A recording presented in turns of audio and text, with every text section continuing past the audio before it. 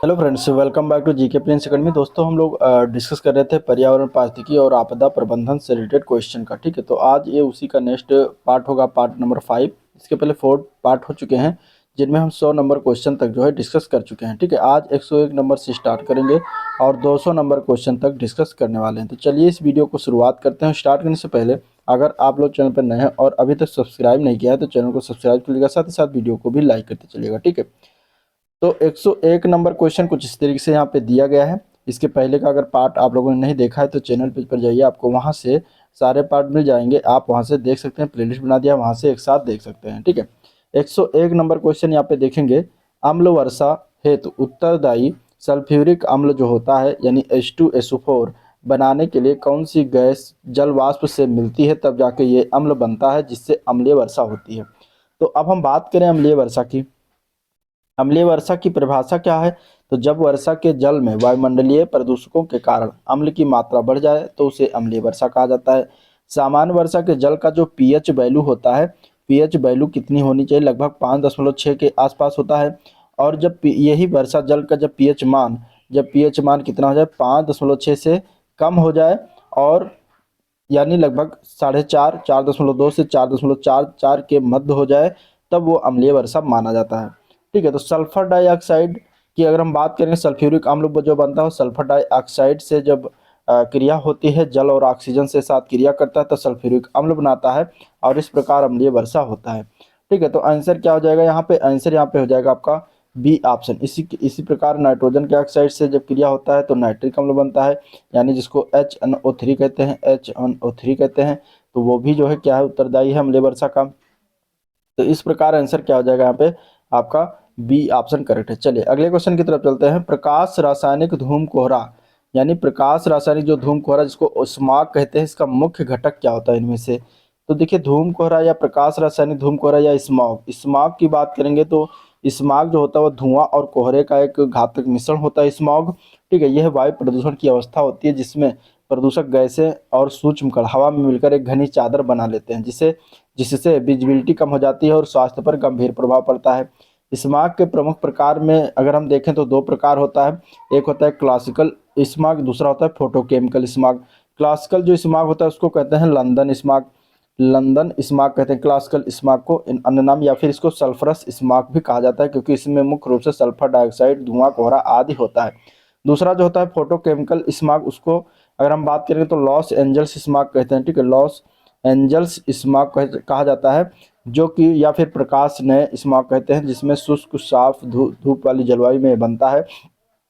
और ये कारखानों से निकलने वाले नाइट्रोजन के ऑक्साइड हो गया, हाइड्रोकार्बन हो गया, सूर्य की रोशनी इस क्रिया से उत्पन्न होता है, जिसमें ओजोन और पैन यानी कि पैरा ऑक्सीटाइल जो है नाइट्रेट, इसके जो है द्वितीयक प्रदूषक इसके मिश्रण के साथ बनता है। तो यहाँ पे देखिए धरातलीय ओजोन दिया गया है, तो धरातलीय ओजोन हो जाएगा आंसर ए पार्ट। ठीक है, चलिए, ताप विद्युत ग्रहों यानी कि कोयला से निकलने वाले फ्लाई ऐश का मुख्य रूप से क्या पाया जाता है? फ्लाई ऐश में ये बताना है।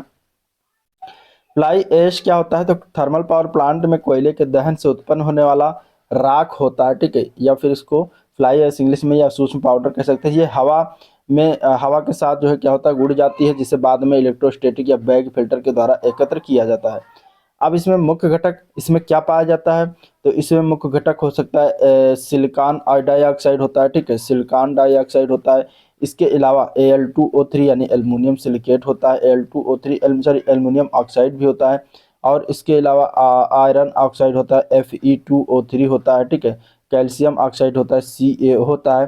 तो यहाँ पे अगर हम देखें तो ये एल्युमिनियम जो सिलिकेट दिया है ये इसके अंतर्गत होता है ऑप्शन के अनुसार। तो आंसर यहाँ पे 108 का, सॉरी 103 का आंसर क्या हो जाएगा? 103 का बी हो जाएगा, एल्युमिनियम सिलिकेट इसमें पाया जाता है। ठीक है, ये जो फ्लाई ऐश है 2 पार्ट में डिवाइड किया गया है, एक है क्लास सी और दूसरा है क्लास एफ। ठीक है, ये 2 पार्ट है फ्लाई ऐश का, जो 2 पार्ट में। क्लास सी जब है कि ये जो है सब बिटुमिनस कोयले से प्राप्त होता है, कैल्शियम ऑक्साइड की मात्रा 20% से अधिक होती है, क्लास सी में आएगा। क्लास एफ जो है ये एंथ्रासाइड या बिटुमिनस कोयले से प्राप्त होता है, इनमें कैल्शियम की मात्रा 10% से कम होती है, क्लास एफ में आता है। तो ये हो गया फ्लाई ऐश। अगले क्वेश्चन की तरफ बढ़ते हैं। Question number 104। क्वेश्चन नंबर 104 क्या दिया गया है कि कणकीय पदार्थ यानी PM2.5 का आकार कितने से कम होता है ये बताना। अब देखिए PM मतलब कि पार्टिकुलेट मैटर इसको कहते हैं फुल फॉर्म में, या फिर कणकीय पदार्थ। ढाई जो कि हवा में मौजूद अत्यंत सूक्ष्म कण होते हैं जिनका व्यास होता है 2.5 माइक्रोमीटर या उससे कम, तो उससे 2 PM 2.5 के नाम से जानते हैं। ठीक है, तो यहाँ पे अगर हम देखें तो क्या होता है, इससे कम या इतना होता है, तो इसका आकार कितना होता है ये बताना। तो 104 का आंसर क्या हो जाएगा यहाँ पे, सी ऑप्शन 2.5 माइक्रोमीटर। ठीक है, या फिर इससे कम होता है, तो आंसर यहाँ पे सी ऑप्शन इसका राइट हो जाएगा। चलिए, जल में ऑक्सीजन का स्तर कितने कम होने पर उसे अत्यधिक प्रदूषित माना जाता है। तो देखिए, जल में ऑक्सीजन की बात करेंगे तो वो होता है जल प्रदूषण के संदर्भ में। अगर हम देखें तो कितने की मात्रा कम हो जाए यहाँ पे, तो आंसर क्या हो जाएगा, सी पार्ट। ठीक है, 4 मिलीग्राम पर लीटर। अगर इससे कम है क्या ऑक्सीजन का स्तर, तो उसको क्या मानेंगे, अत्यधिक प्रदूषित मानेंगे। तो आंसर क्या हो जाएगा, सी ऑप्शन इसका राइट है। ठीक है, चलिए, जल प्रदूषण मापन का सर्वाधिक बेहतर विकल्प किसे माना जाता है, जो कुल कार्बनिक पदार्थों के ऑक्सीकरण को मापता है। तो वो होता है सीओडी। सीओडी मतलब कि केमिकल ऑक्सीजन डिमांड, इसका फुल फॉर्म है, जो कि एक पैरामीटर होता है जो पानी में मौजूद कार्बनिक और अकार्बनिक दोनों प्रकार के प्रदूषक को मापता है। ठीक है, सीओडी वो ऑक्सीजन की मात्रा होती है जो पानी में उपस्थित सभी ऑक्सीकरण योग्य पदार्थों के रासायनिक रूप से तोड़ने के लिए जो है आवश्यक होता है। तो इस प्रकार यहाँ पे आंसर क्या हो जाएगा, आंसर आपका हो जाएगा जो है सी ऑप्शन। ठीक है, आंसर क्या हो जाएगा, सी ऑप्शन करेक्ट हो जाएगा। ठीक है, सी ऑप्शन करेक्ट हो जाएगा। चलिए, और ये बीओडी जो दिया गया है, बीओडी भी है लेकिन ये बायोकेमिकल ऑक्सीजन डिमांड होती है। ठीक है, तो इस तरीके से दोनों अलग अलग इसका जो है फुल फॉर्म होता है। चलिए, अगला प्रश्न देखते हैं। सुपोषण, सुपोषण की प्रक्रिया में जल के किन पोषक तत्वों की वृद्धि होती है। सुपोषण की प्रक्रिया में जिसे यूट्रोफिकेशन कहा जाता है, जो कि जल प्रदूषण की एक गंभीर अवस्था होती है जब किसी जलाशय यानी कि झील है, तालाब है या नदी है, इसमें पोषक तत्व जैसे विशेषकर नाइट्रोजन और फास्फोरस की मात्रा अत्यधिक बढ़ जाती है, तो उस प्रक्रिया को सुपोषण कहा जाता है। तो किन तत्वों की वृद्धि होती है, तो नाइट्रोजन और फास्फोरस तत्वों की बढ़ जाए तो उन्हें सुपोषण की प्रक्रिया कहा जाता है। मुख्य कारण क्या होता है, कृषि अपवाह, यानी कि खेतों में उपयोग किए जाने वाले रासायनिक उर्वरक का वर्षा के जल के साथ बहकर जलाशय में मिल जाना। ठीक है, साथ ही साथ घरेलू अपशिष्ट भी इसका कारण होता है, जिसमें सीवेज का पानी है, डिटर्जेंट है, जिसमें फास्फोरस सबसे ज़्यादा होता है। ठीक है, इसका सीधे जल स्रोतों में गिरना, इसके अलावा औद्योगिक कचरा हो गया। ठीक है, तो ये सभी कारक बनते हैं, तो आंसर यहाँ पे बी ऑप्शन राइट है। चलिए, पेयजल में नाइट्रेट की अधिकता से कौन सा रोग होता है। पेयजल में अगर नाइट्रेट की मात्रा अधिक हो जाए तो उसमें कौन सा जो है उसके से कौन सा रोग हो जाएगा ये बताना है। ठीक है, तो अगर पीने के पानी में नाइट्रेट की मात्रा अधिक हो जाती है तो इसमें इसको ब्लू बेबी सिंड्रोम रोग कहा जाता है। उस प्रकार के रोग को क्या कहते हैं, ब्लू बेबी सिंड्रोम रोग होता है, जो कि पानी पीने के पानी में नाइट्रेट की अधिकता होने के कारण होता है। ठीक है, मिनी माता रोग जो होता है ये पारा यानी कि Hg यानी कि मरकरी के अधिकता होने के कारण होता है। ठीक है, इसके अलावा अगर हम बात करेंगे ब्लू इटाई इटाई की बात करेंगे तो कैडमियम कैडमियम की अधिकता के कारण इटाई इटाई रोग हो जाता है। ठीक है, ब्लैक फुट जो रोग होता है ये आर्सेनिक के लंबे समय के संपर्क के कारण होता है। ठीक है, तो आंसर यहाँ पे सी ऑप्शन इसका करेक्ट है। ठीक है, चलिए, अगला क्वेश्चन यही है, कैडमियम प्रदूषण के कारण होने वाला रोग कौन सा है, तो कौन सा हो जाएगा, इटाई इटाई। ठीक है, तो आंसर ए पार्ट हो जाएगा। अगला प्रश्न, ध्वनि की तीव्रता मापने की इकाई क्या होती है। तो ध्वनि की तीव्रता किससे मापी जाती है, यहाँ पे इकाई इसका होता है डेसिबल, डीबी या डेसिबल में मापा जाता है। तो आंसर यहाँ पे बी ऑप्शन करेक्ट है। क्वेश्चन नंबर 111, जैवोपचार वह तकनीक जिसमें प्रदूषित मृदा तक कूप माने कुआं के माध्यम से नियंत्रित वायु पहुंचाई जाती है, उस तकनीक को क्या कहते हैं, उसको नाम क्या दिया गया है। तो उसको कहा जाता है बायोवेटिंग। बायोवेटिंग क्या है, बायोवेटिंग जैसे समानता बायोवेटिंग या फिर संदर्भ में समझे तो पर्यावरण सुधार की एक आधुनिक तकनीक होती है। ठीक है, ये एक इन सीटू मतलब कि स्वस्थान जहाँ पे वो चीज़ें हैं उसी जगह पर उपचार तकनीक होती है, जिसका उपयोग दूषित मिट्टी को साफ करने के लिए करते हैं। इसमें मिट्टी के भीतर जो है मौजूद सूक्ष्म जीव की गतिविधि को तेज किया जाता है ताकि वह प्रदूषकों को नष्ट कर सकें। कैसे काम करता है, तो यहाँ पे अगर हम बात करेंगे तो ऑक्सीजन की क्या करते हैं, आपूर्ति पहुंचाते हैं इस तकनीक में मिट्टी के नीचे। ठीक है, जहाँ पे कम दबाव पर हवा प्रवाहित होती है यानी ऑक्सीजन को प्रवाहित कराया जाता है, और ऑक्सीजन मिलने से मिट्टी में मौजूद जो प्राकृतिक बैक्टीरिया है वो सक्रिय हो जाते हैं और पेट्रोलियम हाइड्रोकार्बन जैसे डीजल, मिट्टी के तेल, इन सभी जैसे प्रदूषकों को खाकर उन्हें जो है CO2 और पानी में बदल देते हैं। ठीक है, तो इस प्रकार ये प्रक्रिया अपनाई जाती है। तो आंसर यहाँ पे क्या है, बी ऑप्शन करेक्ट हो जाएगा। बी ऑप्शन क्या हो जाएगा, करेक्ट हो जाएगा। चलिए अगले क्वेश्चन की तरफ चलते हैं। क्वेश्चन नंबर 112, ऑयल जैपर तकनीक से कितने बैक्टीरिया के संकाय का प्रयोग किया जाता है। ऑयल जैपर क्या है, तो पर्यावरण सुधार की एक आधुनिक और महत्वपूर्ण तकनीक होती है जिसे विशेष रूप से तेल रिसाव को साफ करने के लिए विकसित किया गया है। ठीक है, इसका विकास भारत के टेरी मतलब the energy and resource institute द्वारा किया गया है। यह जो है पूरी तरह से स्वदेशी तकनीक है, जिसे वैज्ञानिक थे डॉक्टर बनवारी लाल। तो डॉक्टर बनवारी लाल के द्वारा ये चीज़ें खोजी गई हैं। ठीक है, तो ये स्वदेशी है, पूर्ण रूप से इसको विकसित किया गया है। और यह पांच अलग अलग प्रकार के बैक्टीरियाओं का इसमें प्रयोग किया जाता है। तो आंसर सी हो जाएगा। ठीक है, जो कि बैक्टीरिया क्या करते हैं, कच्चे तेल और तेलीय कचरे को अपना भोजन बनाते हैं। ठीक है, जब समुद्र या जमीन पर तेल का रिसाव होता है तो ऑयल जैपर बैक्टीरिया को उस जगह पे छिड़का जाता है और यह बैक्टीरिया तेल में मौजूद हाइड्रोकार्बन को खाकर हानि रहित कार्बन डाइऑक्साइड और पानी में जाके उसको बदल देते हैं। और जब एक बार तेल पूरी तरह खत्म हो जाता है तो ये बैक्टीरिया भी अपने आप वहीं पर मर जाते हैं। तो ये काम करते हैं किसके, तेजी से सफाई का काम करते हैं, प्रकृति के अनुकूल होता है। तो आंसर यहाँ पे सी ऑप्शन करेक्ट हो जाएगा। इसी का एक तकनीक का एक उन्नत स्वरूप आया जो कि कहा जाता है ऑयल सॉर्ब। ठीक है, क्या कहा जाता है, ऑयल सॉर्ब कहा जाता है, जो कि इसी का उन्नत तकनीक है। ठीक है,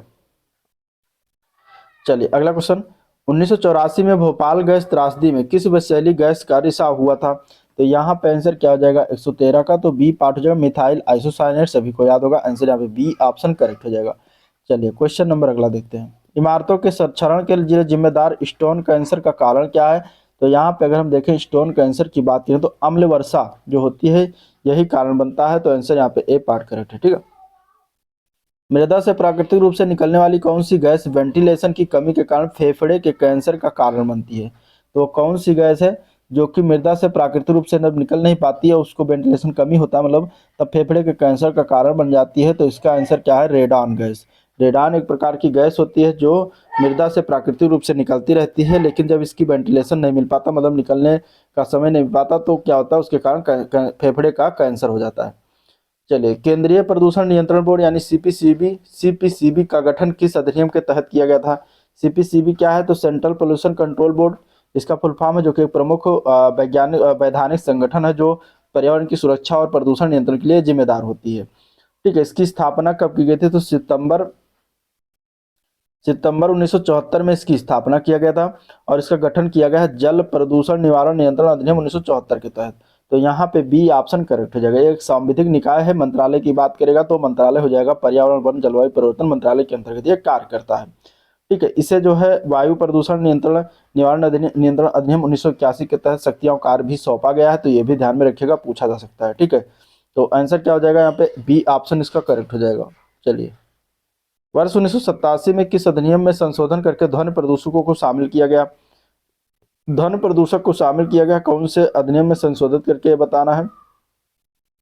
तो करेक्ट आंसर इसका क्या है, तो बी ऑप्शन हो जाएगा, वायु अधिनियम 1981 को संशोधन करके 1987 में ध्वनि प्रदूषक को शामिल किया गया। ठीक है, ध्वनि प्रदूषक जो होता है, ध्वनि की तीव्रता को किससे मापा जाता है, डेसिबल में मापा जाता है। ठीक है, पूछा जाता है एग्जाम में, या इसे जो है साउंड लेवल मीटर से मापा जाता है, ये भी ध्यान में रखिएगा। अब डब्ल्यूएचओ के अनुसार अगर देखा जाए तो 45 डेसिबल की ध्वनि जो होती है मानव के लिए सर्वोत्तम होता है, सर्वोचित होता है।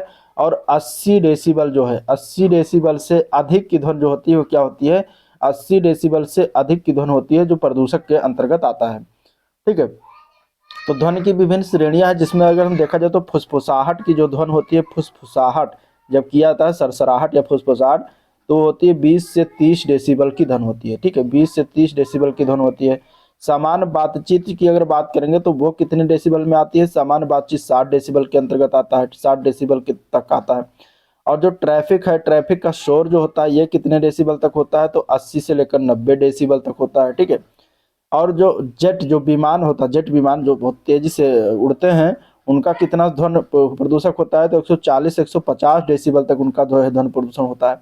तो ये कुछ चीजें हैं। ठीक है, बाकी मानक सीमा जो सीपीसीबी के अनुसार स्टैंडर्ड रखा गया केंद्रीय प्रदूषण के नियंत्रण बोर्ड के द्वारा, तो अगर हम देखें तो औद्योगिक के लिए रखा गया 75 डेसिबल तक। 75 डेसिबल दिन के 6 बजे से लेकर रात के 10 बजे तक। इसके बाद रात के 10 बजे से लेकर सुबह 10 बजे तक 70 डेसिबल तक शोर रखा गया, ये मानक सीमा रखा गया है।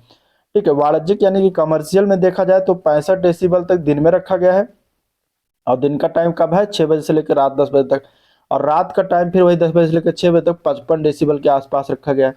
फिर इसके बाद आवासीय की बात करेंगे तो 55 डेसिबल दिन में रखा गया है और 45 डेसिबल जो है क्या है आपका रात में है इसका। इसके बाद शांत क्षेत्र जो है माना जाता है जो 50 डेसिबल से कम हो और 40 डेसिबल वहाँ रात का हो। तो इस प्रकार ये कुछ मानक सीमा है, ठीक है। चलिए अगले प्रश्न की तरफ बढ़ते हैं। क्वेश्चन नंबर अगला नेक्स्ट, यानी कि राष्ट्रीय व्यापक वायु गुणवत्ता मापदंड में कितने प्रमुख प्रदूषकों को सम्मिलित किया गया है। तो देखिए राष्ट्रीय यानी कि नेशनल एम्बिएंट एयर क्वालिटी इसका फुल फॉर्म है, जो कि भारत में वायु गुणवत्ता के वह मानक हैं जो केंद्रीय नियंत्रण बोर्ड के द्वारा निर्धारित किए जाते हैं, ठीक है। ये जो है इसको वायु वायु प्रदूषण निवारण नियंत्रण अधिनियम 1981 की धारा 16(2) के एच के अनुसार जो है सूचित किया गया है। यह वर्तमान में लागू मानक 18 नवंबर 2009 को जो है अधिसूचित किया गया था, ठीक है। अब इसमें टोटल कितने प्रदूषक को रखा गया, तो 12 प्रदूषकों को शामिल किया गया है, जिसमें आपका सल्फर डाइऑक्साइड आ जाता है, नाइट्रोजन डाइऑक्साइड आ जाता है, ठीक है। पार्टिकुलेट मैटर PM10 तक आ जाता है, पार्टिकुलर मैटर PM2.5 आ जाता है, ठीक है। इसके अलावा ओजोन है, इसके अलावा लेड है, इसके अलावा कार्बन मोनोऑक्साइड है, अमोनिया भी है, ठीक है। C6H6 यानी कि आपका बेंजीन है, और बेंजोपायरीन जिसको कहा जाता है BAP ये भी है, और आर्सेनिक और निकिल, ठीक है। तो इतने सारे जो है 12 प्रदूषक माना गया है, तो ये याद रखिएगा। अगला प्रश्न, वायु गुणवत्ता की जांच करने वाली पहली मोबाइल ऐप सेवा सफर किसके द्वारा तैयार किया गया है। सफर की अगर बात करेंगे तो सफर क्या है, तो सफर की बात करते हैं फुल फॉर्म, तो system system of air quality and weather forecasting and research इसका फुल फॉर्म है, ठीक है। जो कि अगर हम बात करेंगे तो ये इसका पूरा नाम है, और वायु गुणवत्ता मौसम पूर्वानुमान अनुसंधान प्रणाली इसको हिंदी में कहते हैं, ठीक है। तो इसका विकास किया गया था भारतीय उष्णकटिबंधीय मौसम विज्ञान संस्थान IITM पुणे के द्वारा इसका विकास किया गया है। संचालन जो है IMD के द्वारा किया जाता है, संचालन यानी भारतीय मौसम विज्ञान विभाग के द्वारा। मंत्रालय की पूछेगा तो पृथ्वी विज्ञान मंत्रालय के अंतर्गत आता है, ठीक है। इसमें कणकीय पदार्थ की जो निगरानी करता है वो PM2.5 से लेकर PM10 तक ये निगरानी करता है। इसके अलावा ये ओजोन गैस हो गया, कार्बन मोनोऑक्साइड गैस है, नाइट्रोजन के ऑक्साइड है, ठीक है, और सल्फर डाइऑक्साइड है, इन सभी की जो है निगरानी करता है और प्रदूषकों को बताता है, ठीक है। इसके 4 बड़े महानगरों में लॉन्च किया गया था, दिल्ली, पुणे, मुंबई, अहमदाबाद, ये भी याद रखिएगा। चलिए अगला क्वेश्चन देखते हैं। क्वेश्चन नंबर 120, भारत में BS6 मानक की स्थिति से प्रभावी है। भारत में BS6 मानक की स्थिति से प्रभावी, इसका आंसर क्या है, तो ये 1 अप्रैल 2020 से प्रभावी है, ठीक है। अगर हम बात करेंगे भारत में वाहनों में होने वाले प्रदूषण को नियंत्रण करने के लिए BS6 यानी कि भारत स्टेज 6 इसका नाम है, वर्तमान में लागू सबसे जो है इमिशन स्टैंडर्ड है, उन्नत उत्सर्जक मानक है, जो कि इसका पूरा नाम भारत स्टेज 6 है, ठीक है। ये भारत सरकार के द्वारा प्रदूषण की गंभीरता को देखते हुए BS4 आया, इसके बाद BS6 सीधा आया, BS5 को नहीं अपनाया गया। 1 अप्रैल 2020 से ये लागू है, ये भी याद रखिएगा। अगला क्वेश्चन, पर्यावरण प्रभाव आकलन यानी कि EIA। अब इसके संबंध में बहुत सारे आगे क्वेश्चन बने हैं। तो EIA प्रक्रिया के माध्यम से किसी नई परियोजना को शुरू करने से पहले क्या अध्ययन किया जाता है। EIA प्रक्रिया के माध्यम से किसी नई परियोजना को शुरू करने से पहले किसका अध्ययन करते हैं, ये बताना है आंसर। तो यहाँ पे आंसर क्या हो जाएगा इसका, बी पार्ट, प्रकृति पर पड़ने वाले अच्छे और बुरे प्रभाव का अध्ययन किया जाता है, ठीक है। ये कि किसी भी परियोजना को शुरू करने से पहले उसके पर्यावरण पर होने वाले संभावित प्रभावों का अध्ययन किया जाता है, ठीक है। अब ये एक ऐसी प्रक्रिया होती है EIA प्रक्रिया, जो किसी विकास परियोजना के सकारात्मक और नकारात्मक पर्यावरण प्रभाव का मूल्यांकन करती है। भारत में EIA को पर्यावरण संरक्षण अधिनियम 1986 के तहत जो है वैधानिक दर्जा प्राप्त है। जो प्रथम अधिसूचित कब हुआ, तो भारत में पहली EIA अधिसूचना 1994 आई में जारी किया गया था, जिसके बाद जिसे 2006 में जो है संशोधित किया गया, ठीक है। EIA प्रक्रिया के मुख्य चरण 4 हैं जो अक्सर पूछा जाता है। पहला उसमें आ जाता है आपका स्क्रीनिंग करना, यह तय करना कि परियोजना को EIA की आवश्यकता है या नहीं। दूसरा है स्कोपिंग, ठीक है, स्कोपिंग में यह तय करता है कि किन किन पर्यावरण मुद्दों को अध्ययन करना है या तय करना, ठीक है। फिर है इम्पैक्ट एनालिसिस, मतलब प्रभाव का विश्लेषण करना, इम्पैक्ट विश्लेषण करना, ठीक है। ये पर्यावरण पर पड़ने वाले अक्सर वैज्ञानिक अध्ययन होता है। फिर इसके बाद आता है जन सुनवाई, यानी कि पब्लिक मेकिंग, यानी पर्यावरण मंत्रालय या संबंधित अधिकारी द्वारा परियोजना की मंजूरी देना या फिर रद्द करना, ये भी आता है। चलिए, भारत में पहली बार किस वर्ष पर्यावरण संरक्षण अधिनियम 1986 के तहत EIA अधिसूचना जारी किया गया। तो इसका राइट आंसर क्या हो जाएगा, 122 का आंसर क्या है, तो सी पार्ट 1994 में जारी किया गया। ठीक है, 2006 में इसमें संशोधन भी किया गया। तो ये भी चीजें याद रखिएगा। चलिए अगले प्रश्न की तरफ बढ़ते हैं। ईआईए की प्रक्रिया कौन सा चरण जो सबसे कठिन और तकनीकी माना जाता है इसमें से, तो वो कौन सी चरण है, तो वो है प्रभाव की भविष्यवाणी करना। ठीक है, तो आंसर सी ऑप्शन इसका राइट हो जाएगा। चलिए, वैश्विक स्तर पर राष्ट्रीय पर्यावरण नीति अधिनियम नेपा के सबसे पहले किस देश में पारित किया गया था। अब नेपा की अगर बात करेंगे तो यानी कि नेशनल इन्वायरमेंट पॉलिसी एक्ट है, और इससे संबंधित अगर हम बात करेंगे तो ये नेपा जो है मूल रूप से ये अमेरिका का क्या है, कानून है। ठीक है, लेकिन भारत में इसी के तर्ज पर पर्यावरण संरक्षण अधिनियम 1986 जो है राष्ट्रीय पर्यावरण नीति 2006 के तहत जो है कार्य करते हैं। जैसे अमेरिका में नेपा कार्य करता है उसी तरह भारत में पर्यावरण संरक्षण अधिनियम 1986 कार्य करता है। ठीक है, तो ये 1 जनवरी 1970 को ये लागू किया गया था। 1 जनवरी 1970 को ये लागू हुआ था भारत में, अमेरिका में, और 1970 में ये जो है 1969 में ये जो है पारित हुआ। 1 जनवरी 1970 को अमेरिका में लागू हुआ। ये दोनों चीजें याद रखिएगा। ठीक है, उसी के तर्ज पर भारत में पर्यावरण संरक्षण अधिनियम 1986 लाया गया था। तो ये चीजें आपको भी ध्यान में रखना है। अगला क्वेश्चन, भारत में किस वर्ष संशोधन के बाद ईआईए प्रक्रिया हेतु ऑनलाइन आवेदन अनिवार्य कर दिया गया। तो कौन सा वर्ष संशोधन हुआ था, तो ये बताया गया 2015 में एक और संशोधन हुआ। आंसर यहाँ पे बी ऑप्शन है, जिसमें क्या किया गया, ऑनलाइन आवेदन प्रक्रिया को अनिवार्य कर दिया गया था। ठीक है, चलिए, ईआईए के अंतर्गत वायु पर्यावरण घटक के तहत कितनी परिधि में वायु गुणवत्ता का आकलन किया जाता है। तो वायु गुणवत्ता का आकलन यहाँ पे अगर देखें 7 से 10 किलोमीटर के अंतर्गत किया जाता है। तो आंसर यहाँ पे सी ऑप्शन इसका राइट हो जाएगा। भारत में वर्तमान में कितनी श्रेणियों की विकास परियोजनाएं हेतु ईआईए अनिवार्य है जिनमें निवेश 50 करोड़ से अधिक है। तो कितनी श्रेणियां हैं टोटल, तो टोटल 29 श्रेणियां हैं। आंसर बी ऑप्शन करेक्ट हो जाएगा। ठीक है, चलिए, ईआईए प्रक्रिया के दौरान शमन यानी मिटिगेशन के बाद कौन सी योजना तैयार किया जाता है। तो ये योजना जो तैयार किया जाता है उसका नाम है पर्यावरण प्रबंधन योजना। आंसर सी ऑप्शन करेक्ट है। ठीक है, पर्यावरण प्रबंधन योजना, और ईआईए मतलब इन्वायरमेंटल इम्पैक्ट असेसमेंट इसका फुल फॉर्म बनता है। ठीक है, चलिए अगला क्वेश्चन, भारत में किस वर्ष जन सुनवाई को प्रक्रिया का अनिवार्य हिस्सा बनाया गया। जन सुनवाई की बात करेंगे तो भारत में किस वर्ष इसको बनवाया गया हिस्सा, तो ये बनाया गया था जो है 1997 में। सी पार्ट करेक्ट हो जाएगा। ठीक है, ये एक ऐसी लोकतांत्रिक प्रक्रिया है जिसमें प्रस्तावित परियोजना जैसे बांध है, हाईवे है, माइनिंग से प्रभावित होने वाले स्थानीय लोगों के विचार और आपत्तियां सुझाव लिया जाता है, उसको जन सुनवाई कहा जाता है। ठीक है, जन सुनवाई कहा जाता है। तो ये चीजें याद रखिएगा। अगले क्वेश्चन की तरफ चलते हैं।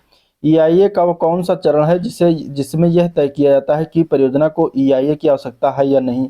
तो यहाँ पे अगर हम देखें तो इसका आंसर क्या हो जाएगा, तो ए पार्ट से है। ठीक है, जांच जांच प्रक्रिया है, वो चरण कौन सा है जिसमें तय किया जाता है कि परियोजना को ईआईए की आवश्यकता है या नहीं, तो जांच प्रक्रिया होती है। ठीक है, जब जांच किया था तो उसमें ये तय करते हैं कि परियोजना को ईआईए की आवश्यकता है या नहीं। चलिए, राष्ट्रपति रिचर्ड निक्सन ने किस वर्ष नेपा पर हस्ताक्षर किया। लागू कब हुआ, 1 जनवरी 1970 को अमेरिका में। ठीक है, तो अमेरिका का जो राष्ट्रपति है रिचर्ड निक्सन, इसने कब जो है इस पर हस्ताक्षर किया है, ये ध्यान में रखिएगा, 1970 में ही हस्ताक्षर किया था। तो बी पार्ट इसका करेक्ट हो जाएगा। अगला प्रश्न है, जोखिम आकलन घटक के अंतर्गत मुख्य रूप से किन आपदाओं का प्रबंधन शामिल है। ठीक है, तो जोखिम आकलन की अगर बात करेंगे इसमें से, तो 132 का अगर देखें तो बेरोजगारी और मंदी इसमें सम्मिलित होता नहीं, कुपोषण बीमारी भी नहीं आएगा। ठीक है, आपदा प्रबंधन के अंतर्गत। और यहाँ पे अगर देखें आपदा प्रबंधन, आग, विस्फोट और लीकेज, ये तीनों आ जाते हैं। तो सी पार्ट करेक्ट हो जाएगा। ठीक है, जोखिम आकलन घटक के अंतर्गत।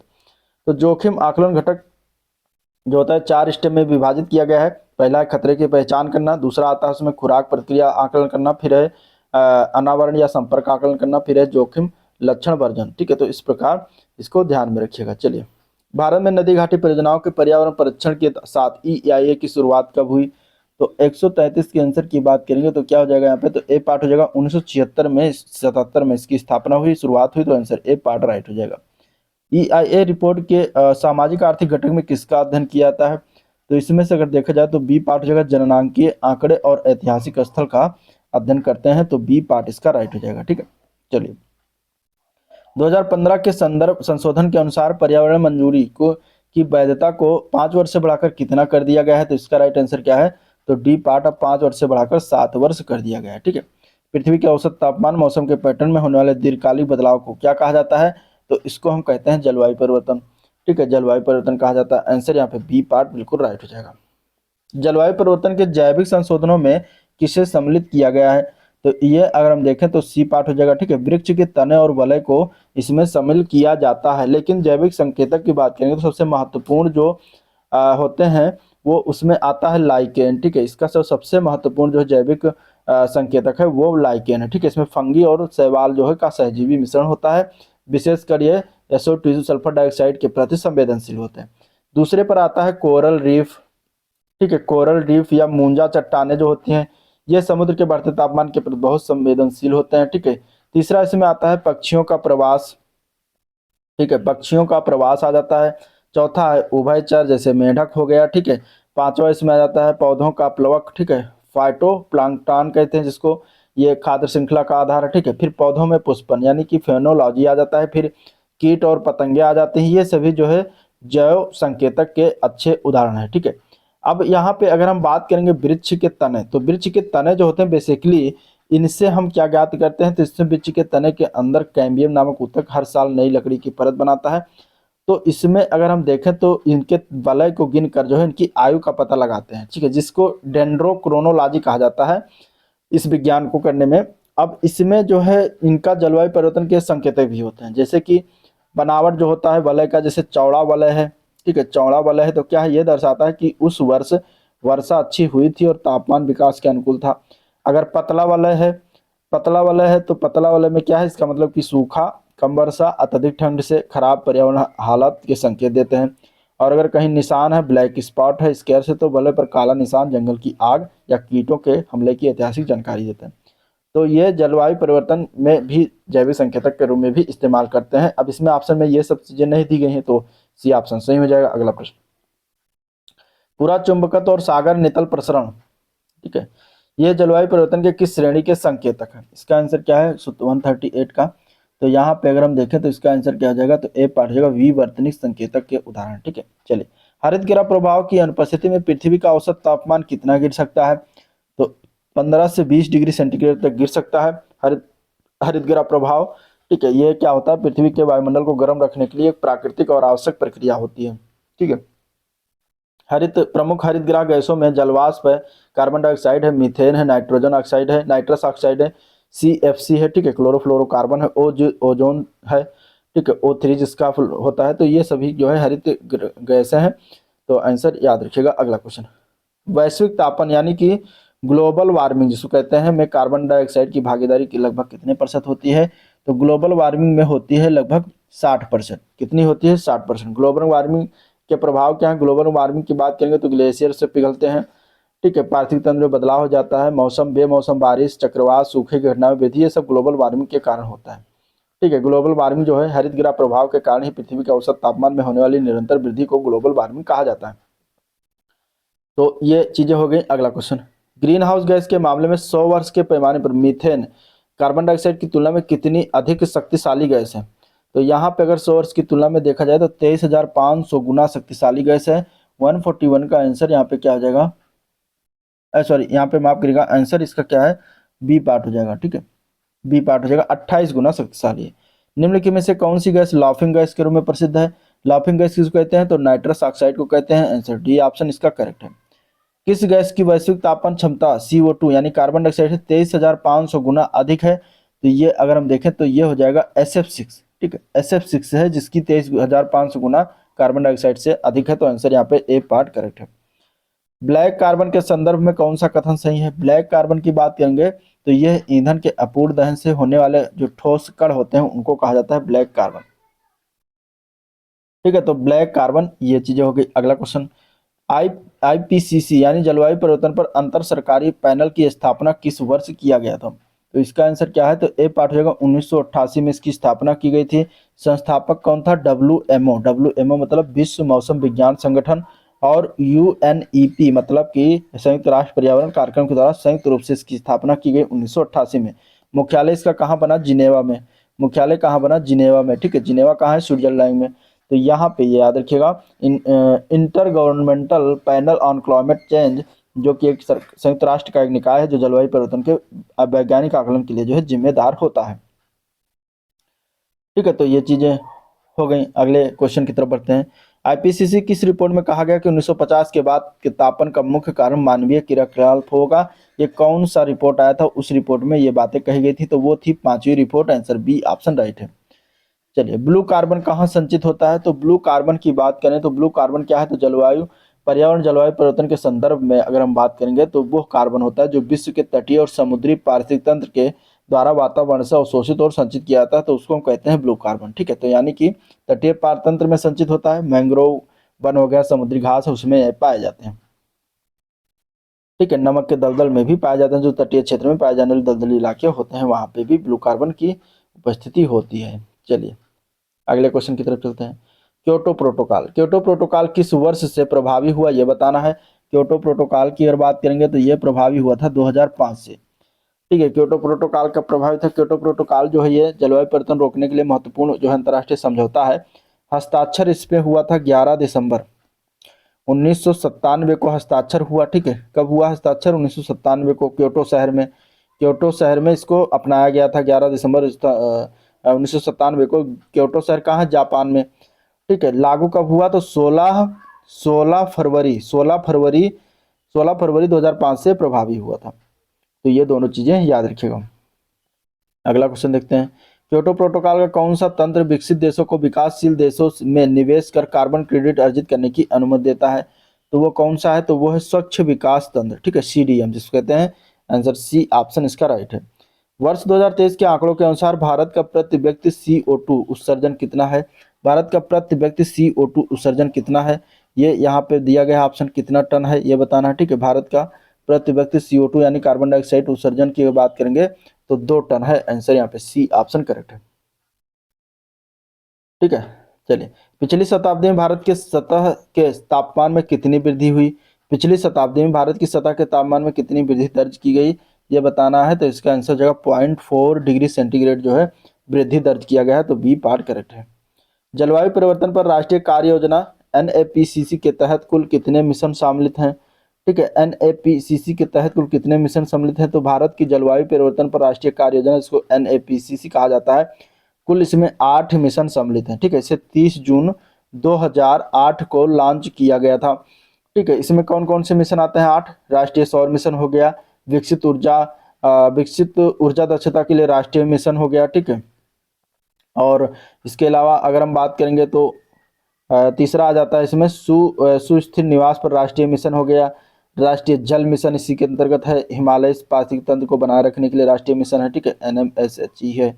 ठीक है, राष्ट्रीय हरित भारत मिशन हो गया।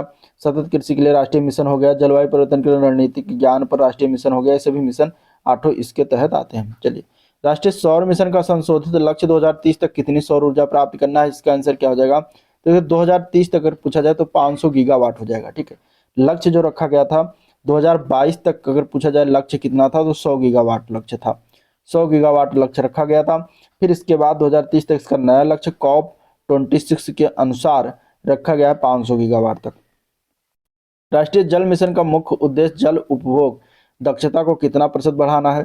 तो यहाँ पे आंसर क्या हो जाएगा 154 का, तो आंसर हो जाएगा बी ऑप्शन 20% तक बढ़ाना है। ठीक है, किस कॉप सम्मेलन में ग्रीन क्लाइमेट फंड की नींव रखी गई थी? वो कौन सा कॉप सम्मेलन था? ठीक है, वो कौन सा कॉप सम्मेलन था?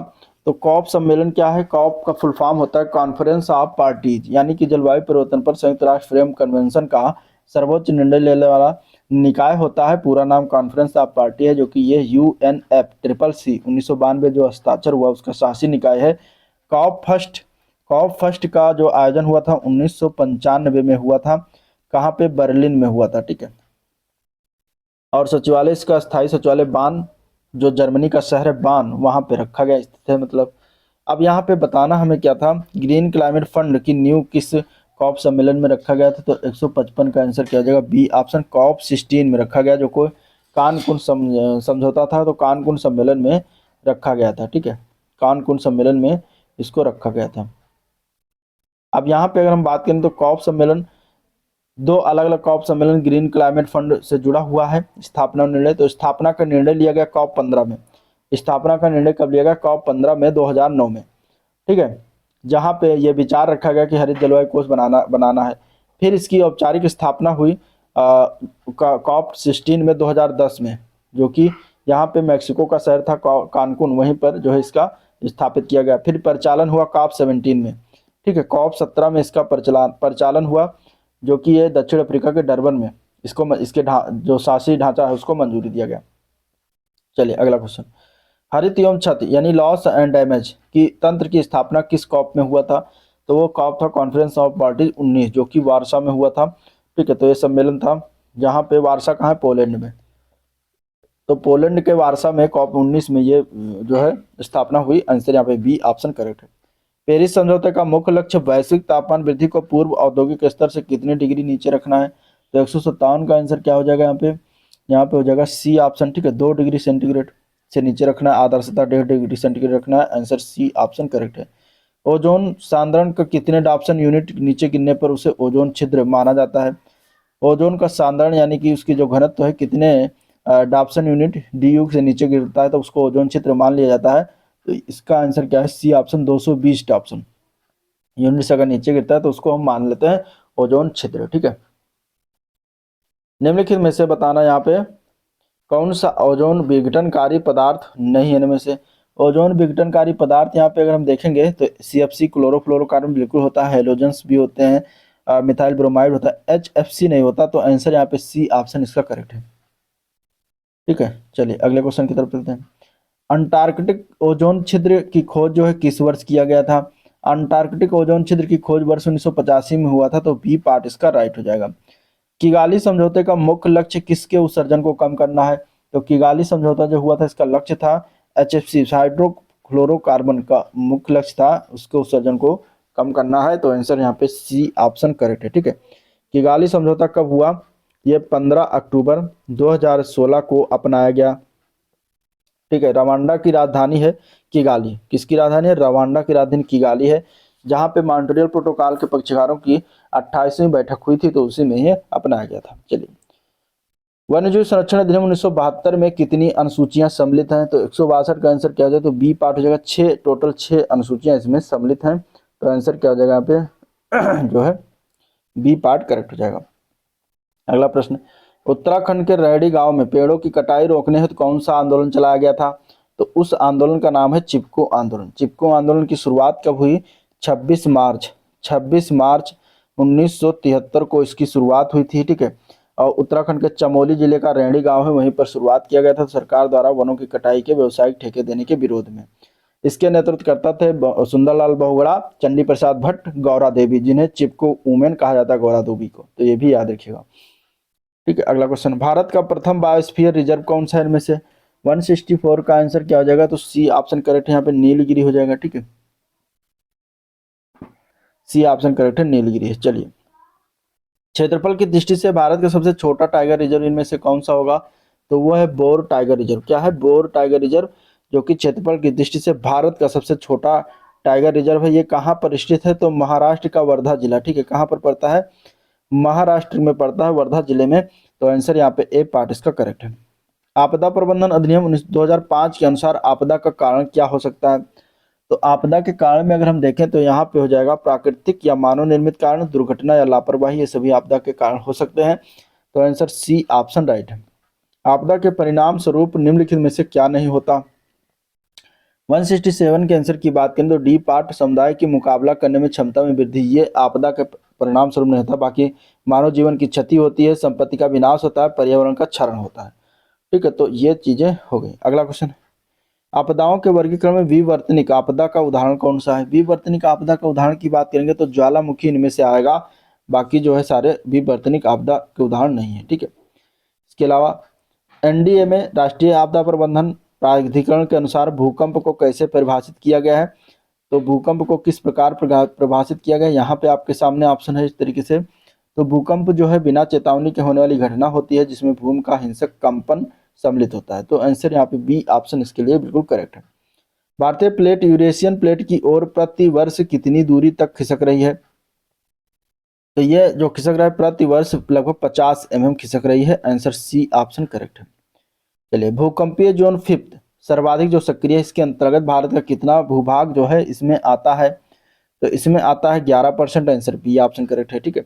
दिल्ली एनसीआर क्षेत्र किस भूकंपीय जोन के अंतर्गत आता है? तो ये आता है भूकंप जोन फोर्थ में, तो आंसर यहाँ पे सी पार्ट इसका राइट है। अगला प्रश्न है 1967 में कोयना महाराष्ट्र में जो है आया भूकंप किस कारण से हुआ था? तो 1967 में भूकंप आया था महाराष्ट्र में, वो जलाशय प्रेरित भूकंपीय था, तो आंसर यहाँ पे बी ऑप्शन इसका बिल्कुल करेक्ट है। आधुनिक भारत का सबसे विनाशकारी भूकंप भुज जो गुजरात में है किस तिथि को आया था? 174 का आंसर क्या हो जाएगा यहाँ पे? तो 26 जनवरी सन 2001 को आया था, सी ऑप्शन इसका करेक्ट है।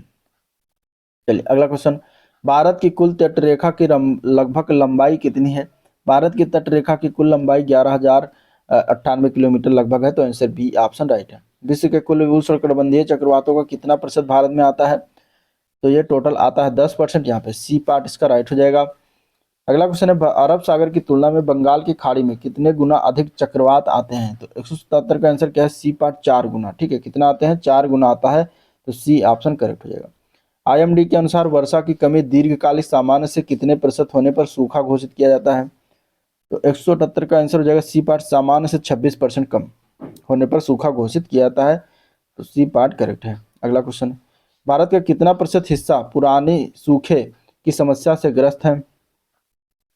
तो कितना प्रतिशत है? तो 33% है, आंसर बी ऑप्शन राइट है। भारत का कितना भूमि क्षेत्र भूस्खलन के प्रति संवेदनशील है? तो यहाँ पे आंसर हो जाएगा ए पार्ट 12.6%। ठीक है। जंगल की आग के किस प्रकार में पेड़ों के शीर्ष जलते हैं और आग हवा से तेजी से फैलती है? तो आंसर क्या हो जाएगा यहाँ पे? D option crown fire. ठीक है, किस प्रकार के पेड़ों में? तो क्राउन फायर के पेड़ों में शीर्ष जलते हैं और आग हवा से तेजी से फैलती है, तो डी ऑप्शन करेक्ट है। भारत का कितना क्षेत्र बाढ़ प्रवण यानी कि फ्लड प्रोन है? बाढ़ प्रवण क्षेत्र कितना है ये बताना है। 182 का आंसर क्या हो जाएगा? तो यहाँ पे बी ऑप्शन करेक्ट है, 40 मिलियन हेक्टेयर। भारी वर्षा की शुरुआत में कितने घंटों के भीतर होने वाली घटना को आकस्मिक बाढ़ कहा जाता है? तो कितने घंटों के अंदर बाढ़ होता है तो उसको भारी वर्षा का नाम दिया जाता है, तो वो है 6 घंटे। आंसर यहाँ पे सी ऑप्शन करेक्ट है, 6 घंटे तक। इंडिया क्विक मोबाइल ऐप का उद्देश्य क्या है? इंडिया क्विक मोबाइल ऐप का उद्देश्य है वास्तविक समय में भूकंप की जानकारी देना। ठीक है, चलिए अगला क्वेश्चन, आपदा प्रबंधन चक्र के किस चरण में बिल्ड बैक बेटर का सिद्धांत अपनाया जाता है? तो 185 का आंसर है डी ऑप्शन पुनर्निर्माण। ठीक है, चलिए अगला क्वेश्चन, राष्ट्रीय आपदा प्रबंधन प्राधिकरण का अध्यक्ष कौन होता है? राष्ट्रीय आपदा प्रबंधन प्राधिकरण के अध्यक्ष की बात करें तो 186 का आंसर हो जाएगा सी ऑप्शन प्रधानमंत्री होता है।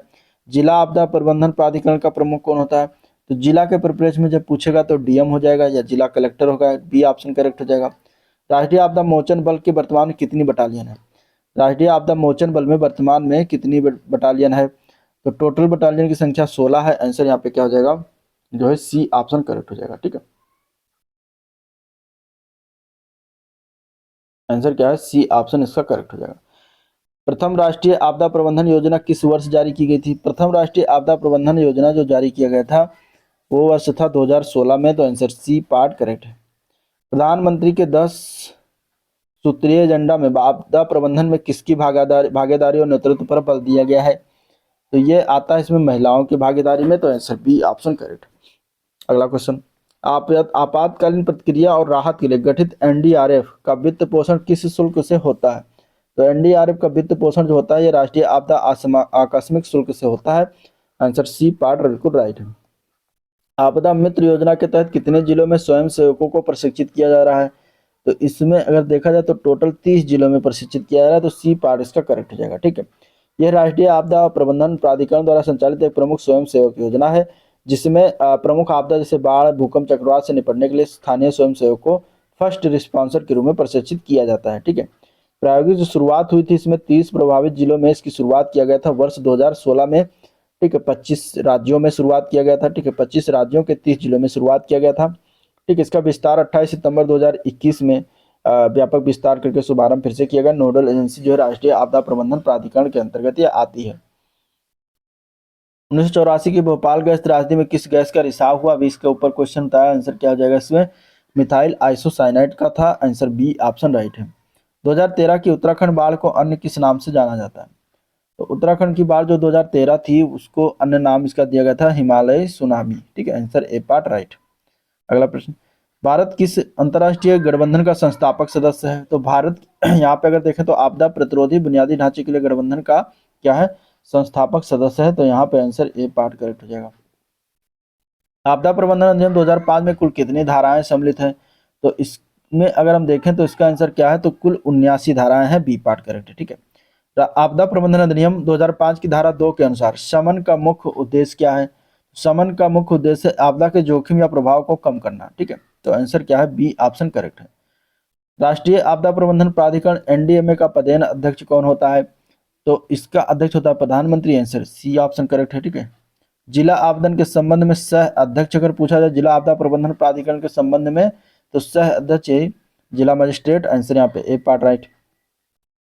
राहत सामग्री या धन का दुरुपयोग या गबन करने पर आपदा प्रबंधन अधिनियम 2005 की धारा 53 कितनी सजा का प्रावधान किया गया है? तो इसमें टोटल 2 वर्ष तक का जेल और जुर्माना का प्रावधान है। तो आंसर सी ऑप्शन करेक्ट हो जाएगा। ठीक है, तो ये था ओवरऑल वीडियो जिसको हम लोगों ने देखा, डिस्कस किया। वीडियो पसंद आया तो लाइक करिए, चैनल को सब्सक्राइब नहीं किया तो सब्सक्राइब कीजिएगा, साथ ही साथ शेयर भी करिएगा। ठीक है, अगला जो 201 से क्वेश्चन से स्टार्ट होगा और 255 यानी लगभग 55 क्वेश्चन और है जिसको हम अगले वीडियो में डिस्कस करेंगे। तो आज के लिए इतना ही, मिलते हैं नेक्स्ट वीडियो में, तब तक के लिए थैंक यू।